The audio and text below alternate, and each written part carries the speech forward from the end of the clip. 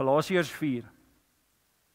Maar ek sê, solank as die erfgenaam 'n kind is, verskil hy niks van die dienskneg nie, al is hy heer van alles. Okay, so ek gaan dit vir jou verduidelik.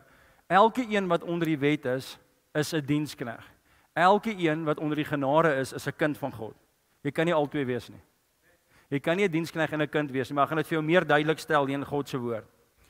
Maar toe ek die volheid van die tyd gekom het, het God sy seun uitgestuur, gebore uit 'n vrou, gebore onder die wet, om die wat onder die wet was los te koop, sodat ons aanneming tot kinders kan ontvang. Dis duidelik. So, Jesus was gebore onder die wet. Amen? Sê net amen. Okay, dat ek net weet dat julle saam met my. Okay, Jesus was gebore onder die wet. Moenie net amen sê nie, amen as jy saamstem. Okay. Okay, nou volgende. Jesus het ons kom loskoop van die wet. Dis wat die woord sê.